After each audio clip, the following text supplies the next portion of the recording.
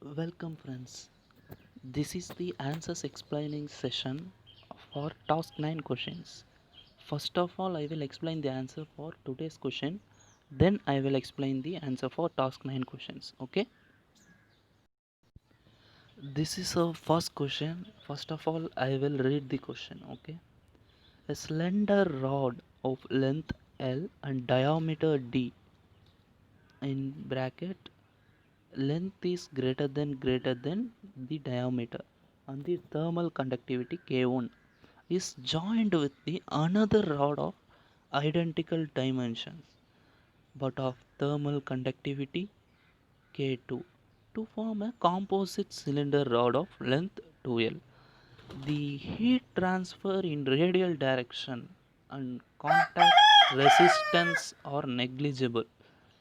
The effective thermal conductivity of the composite rod is dash. Okay, I have solved this question. Okay, I will show you now.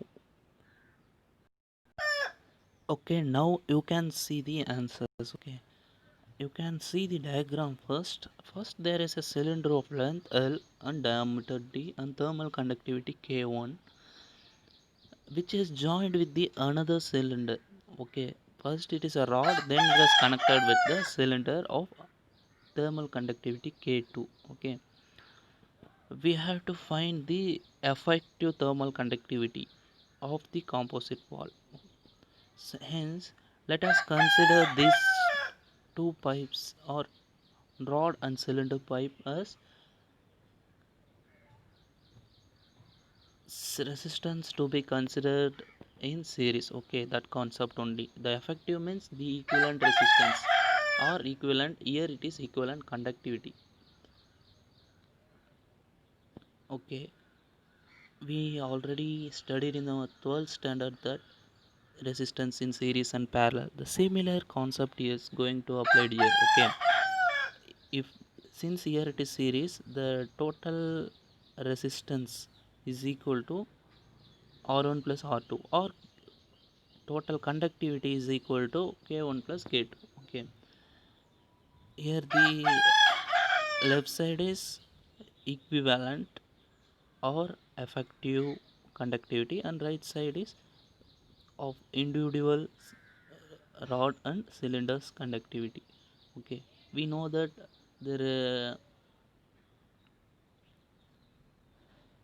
we know that the resistance of, since they are mentioned in the question that thermal conductivity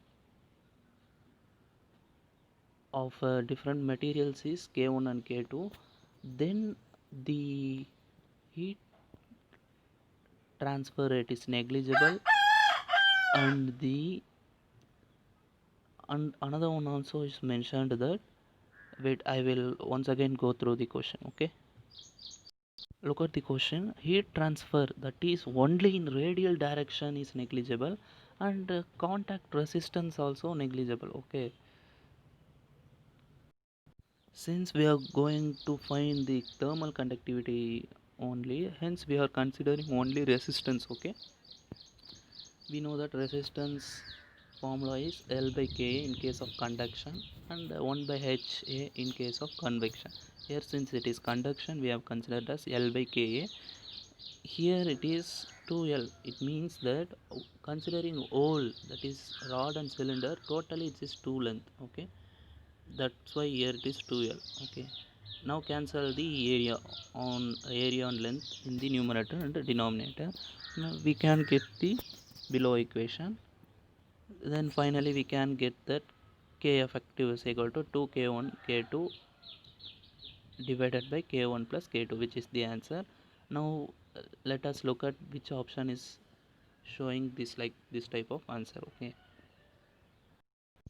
you can see the option here. The correct option for this question is option C. Okay,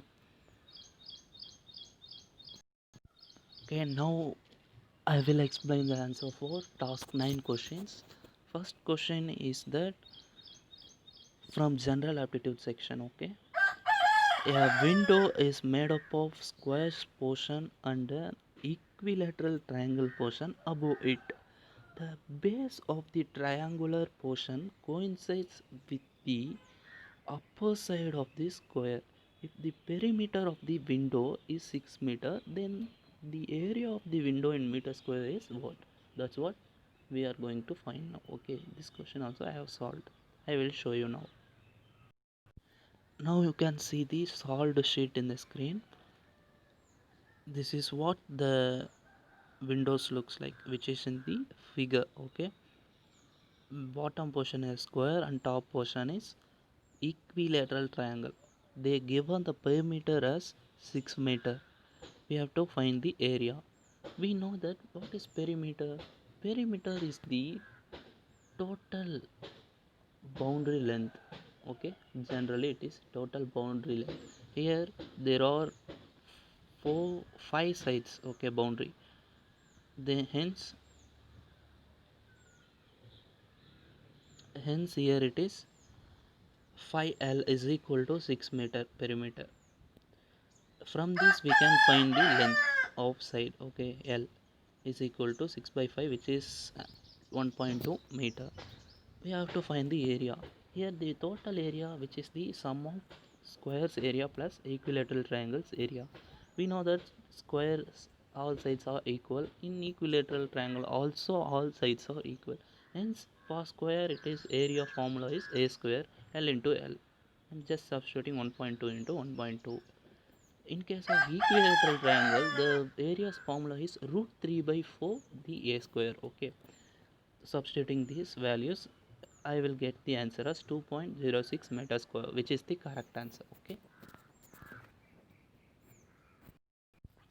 this is our second question, which is from our topic heat and mass transfer. Okay, first of all, I will read the question.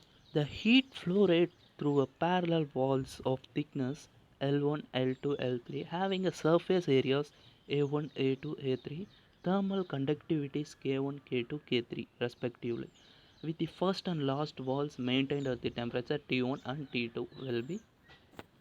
Okay, that is we have to find the here is heat flow rate, that is Q. We know that general formula is for heat flux rate or heat flow rate or heat transfer rate.